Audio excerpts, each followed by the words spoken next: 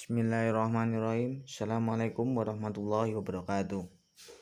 Saya dari kelompok 9 akan membahas tentang hubungan baik dan teknik menjual. Dalam menjalin hubungan baik, kita harus memahami peranan hubungan baik dan hubungan timbal balik. Yang pertama adalah pergaulan baik teman lama. Jika seseorang dapat bergaul dengan baik, maka ia akan mempunyai banyak sahabat baik pula. Sahabat baik adalah modal yang baik. Kelak jika seorang dalam kesulitan, maka baru merasakan betapa penting mempunyai sahabat yang baik. Yang selanjutnya adalah pergaulan baik, keberanian menemui orang penting. Tidak semua orang berani mendatangi atau menemui orang penting, mungkin karena mereka merasa rendah diri atau takut. Orang yang berjiwa entrepreneur justru akan selalu mengejar orang penting karena dari beliaulah akan banyak peluang ataupun masalah bisnis terselesaikan. Hubungan baik perorangan. Faktor pergaulan banyak menentukan keberhasilan seseorang, sehingga usahakan bergaul luas dan berteman dengan orang yang baik pula. Yang selanjutnya adalah hubungan perusahaan. Tiap perusahaan akan selalu berhubungan keluar dengan atasan, rekan setingkat ataupun bawahannya. Hubungan perusahaan ini sangat penting karena kemajuan usaha banyak ditentukan seberapa jauh hubungan yang baik dengan mereka. Yang selanjutnya adalah mempunyai sikap mental yang ideal, mulai dari atasan maupun bawahan. Yang selanjutnya adalah kesan dan citra. Kesan dan citra adalah faktor yang berperan dan menentukan keterkaitan terhadap seseorang, sehingga hubungan baik dapat terjalin.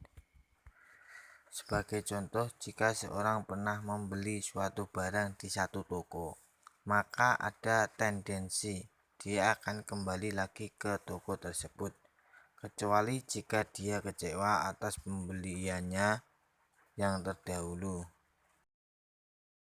Assalamualaikum warahmatullahi wabarakatuh. Nama saya Zanita Ikraminati, akan menjelaskan kelanjutan dari materi hubungan baik dan teknik menjual. Nah, di sini saya akan melanjutkan materi teknik menjual. Nah, di sini kan di PPT ada seni menjual atau salesman. Nah, di sini dalam kesan psikologisnya dalam menjual, kalau kita menjual itu harus ada sikap yang menarik.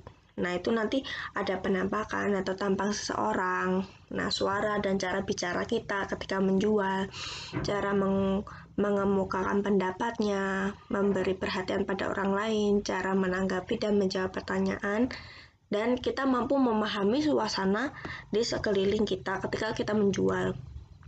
Nah, di sini ada arti dan etika menjual, prinsip-prinsipnya menjual. Nah, kita di sini kalau kita menjual harus mempunyai prinsip, yakni mengusahakan agar tujuan dapat dicapai melalui kesepakatan tanpa menimbulkan suatu perselisihan. Yang mana nanti kalau kita menjual itu jangan sampai ada perselisihan. Jadi ketika kita menjual harus ada kesepakatan. Lalu etika menjual. Nah, di sini sebagai penjual kita juga harus punya etika saat menjual, yakni dengan sikap yang mempunyai mental yang jujur, juga bertanggung jawab. Juga ketika kita menjual, kita juga harus punya etika menjual, seperti harta yang terindah bagimu adalah nama baik atau reputasimu. Ketika kita sudah ingin menjaga reputasi, itu otomatis menjadi harta yang terindah, harta yang paling kita miliki kalau kita menjual. Selanjutnya,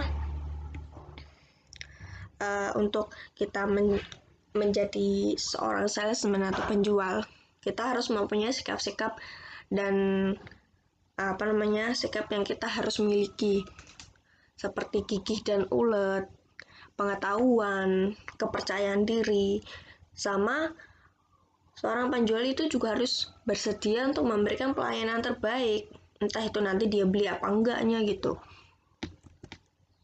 Nah, di sini ada kiat-kiat menjual.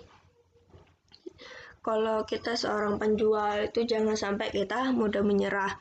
Apalagi kalau dikritik, nah itu harus bisa menerima kritik dan menjadi perbaikan untuk kita selanjutnya. Yang selanjutnya kan ada ulet dan kerja keras.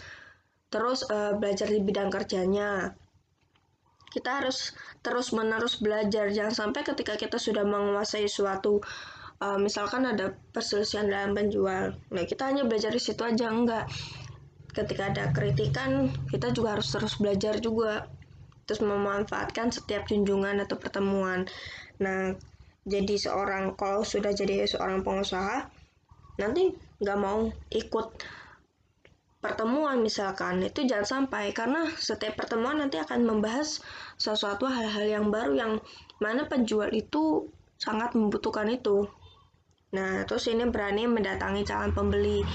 Kita nggak boleh malu-malu sebagai penjual. Kalau kita nggak berani mendatangi pembeli, ya pembeli juga tidak akan minat kepada apa yang kita jual. Mempelajari mengenal calon pembeli.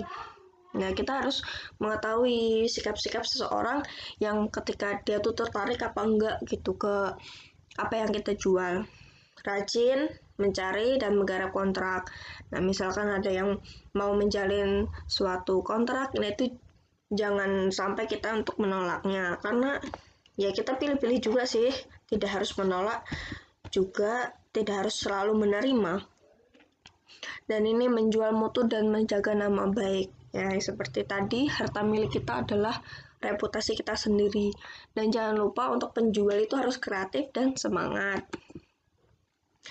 Sekian dari kelompok kami, mungkin ada pertanyaan bisa ditanyakan.